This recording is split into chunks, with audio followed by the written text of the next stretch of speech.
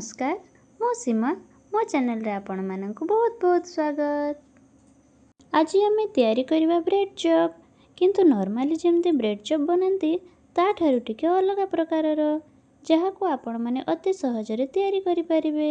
सकाळे नहले संध्यारे या खूब एंजॉय करि खाई परिबे। आशा करुछि आपण मानक आज भिडियोटी बहुत ही बढ़िया लागिबो। भल लगिले भिडियोटी को लाइक करने सहित अन्य मानक सहित शेयर निश्चिंत करंतु और ये नुआ नुआ भिडियोर नोटिफिकेशन पाइबापी सब्सक्राइब कलापर पाखरे थिबा बेल आइकन को प्रेस करि नियंतु। तेबे चलंतु स्टार्ट करबा आजिर रेसिपी। तो ब्रेड चॉप तैयारी करबा प्रथमे आम बेसन रो बैटर को तैयारी करि नेबा। तो बैटर तैयारी करबा मु एठारे 3 कप अधा बेसन को नेछि। आपण कोनोसी भी कप रे मापिकी नै पारंते। तापरे हाफ चामच हळदी गुंड को देदेबा। आउ टिके बढ़िया कलर पाई 2 पिंच पाखापाखि काश्मीर लंका गुंड को देदेबा। हाफ चामच पाखापाखि लुण को देदेबा। हाफ चामच जुआणी बा अजवाइन को एमती हाथ रे घसिकी देदेबा। तापरे अल्प अल्प पानी को आवश्यक अनुसार ऐड करी तार एक बैटर तैयारी करि नेबा। मने रखिबे बेसी पतला बा बेसी मोटा करिबेनी। जेमिति हमर ब्रेड गुडी को ऊपर पठै पारुथिबो बस सेतिकी ठीक रखिबे। देखंतु एहार कंसिस्टेंसी को बिल्कुल एई भलिया रखिबे। बेसी पतला नहीं कि बेसी मोटा भी नहीं। देखंतु हमर बैटर टी भी रेडी होई गला। एबे जीवा नेक्स्ट प्रोसेस को। एबे हमें ग्रीन चटनी को तैयारी करि नेबा। तो ग्रीन चटनी तैयारी करिबा पई मु एक ब्लेंडिंग जार रे किछि धनिया पत्र को नेछि। तापरे किछि पुदीना पत्र को नेबा। 1 इंच अदा और गोटे कंचा लंका को नेबा। 6-7 टी रसुण रो कला को नेबा। स्वाद अनुसार कला लुण और धला लुण को नेबा। हाफ चामच जीरा गुंड को नेबा। टिके चटपटा फ्लेवर पई गोटे लेंबू रो रस को एमती चिपुड़ी को देई देबा। खटा को बैलेंस करबा पई हाफ चामच चीनी को देई देबा।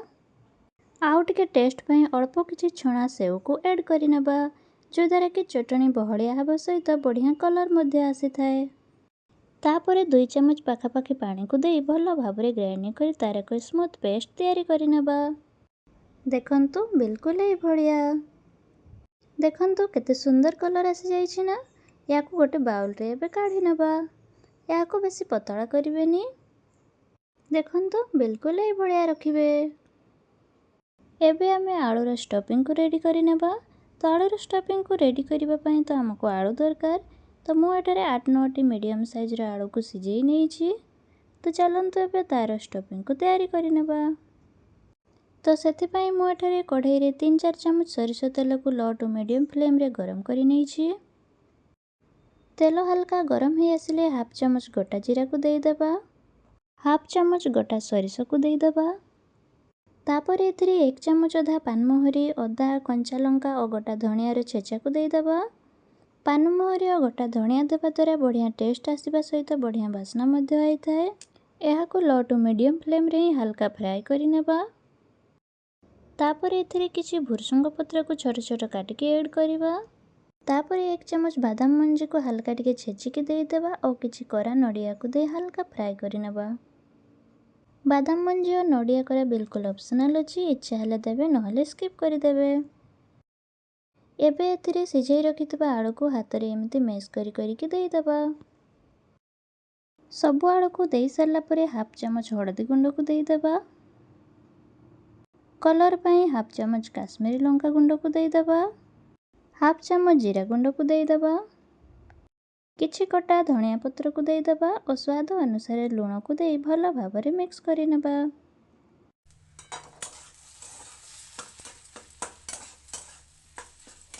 देखंतु ये भी हमर होई गला। एबे ब्रेड चॉप बनेबा पई ब्रेड गुडी को रेडी करि नेबा। तो देखंतु मो पाखरे एमती गोल वाला ब्रेड अछि। तो मु एथिरे तैयारी करिबे। जदि आपनक पाखरे एमती गोल वाला ब्रेड नाही तो आपण नॉर्मली जो स्क्वायर साइज रो ब्रेड मिले से गुडी को आपण माने मझिर गोल करिके काटिके तैयारी करि परिबे। तो देखंतु ए ब्रेड रो ऊपर अंश को मु काढी नउची नहले आलूर स्टफिंग गुडी को भल भाबरे सेट होई पारिबोनी। तो देखंतु मु सब ब्रेड गुडी कर ऊपर अंश को काढी नेछि। बे गुडी को मझिरु काटी ब्रेड रो स्लाइस गुडी को टिके पतला करि नेबा। देखंतु बिल्कुल ए परिका गोटे ब्रेड को 3टी पार्ट करिके काटी नेबा। बाकी तक ब्रेड गुड़िक सेहीपरिका काटी नवा। देखंतु ये आमर हेगला। एबे चलंतु ब्रेड चॉप गुड़िक रेडी करि नबा। तो प्रथमे ब्रेड रो भितर पाख स्लाइस गुड़िक एमिति प्रथमे ग्रीन चटनी को लगाई नबा। मु एथिरे दी पाख साइड रे ग्रीन चटनी को लगई नेछि। आपण चाहिले गोटे पाख साइड रे खटा मिठा चटनी नहले टमाटो सॉस को मध्य लगई पारंती। तो देखंतु एई परिका ब्रेड रो दी पाख साइड रे हमें ग्रीन चटनी को लगई नबा।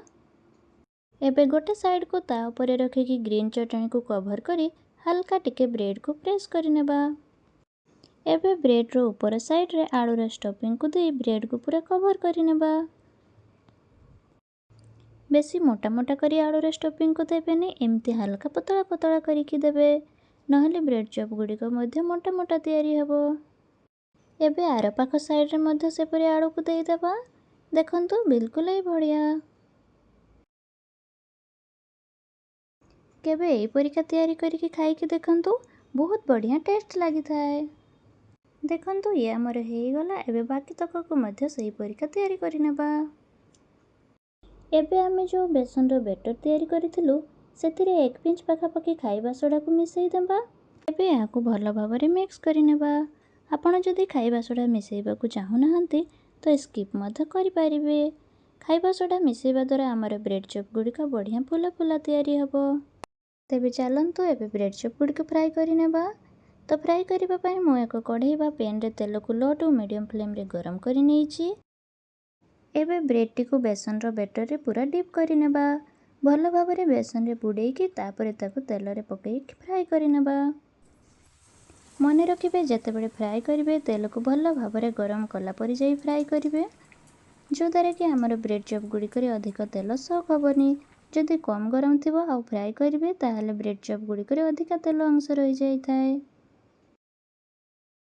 देखंतु तळ पटटी हल्का ब्राउन कलर आसी गलानी। एबे ताको आर पट को पाल्टी करि नेबा। तो एही परि भाबरे लो टू मीडियम फ्लेम रे अलट पालट करी गोल्डन ब्राउन कलर आसीबा पर्यंत आमे ताको फ्राई करि नेबा। देखंतु किछि समय पर एहा पूरा गोल्डन ब्राउन कलर होई जाईछि। एबे एहाकू काढी नेबा। एबे बाकी तक को मध्य सही सेम प्रोसेस रे फ्राई करि नेबा। देखंतु हमर ब्रेड चॉप गुड़िक एबे फ्राई होई जाईछि। मु गोटे को काटिकी मध्य देखौछि। देखंतु केते सुंदर भाबरे आमे जो लेयर गुड़िक देइथिले चटनी रो आलू रो ब्रेड रो सब लेयर गुड़िक केते सुंदर भाबरे देखा जाउछि और बढ़िया टेस्टी मध्य। तो चलंतु एबे सर्व करि नेबा। आपण माने याको ग्रीन चटनी टमाटो सॉस चिल्ली सॉस सहित मध्य खाई पारिबे, किंतु स्पेशली ग्रीन चटनी सहित या खाइबा को बहुत टेस्टी लागि थाए। आशा करूछि आजिर रेसिपीटी आपण मानक बहुत बढ़िया लागिथिबो।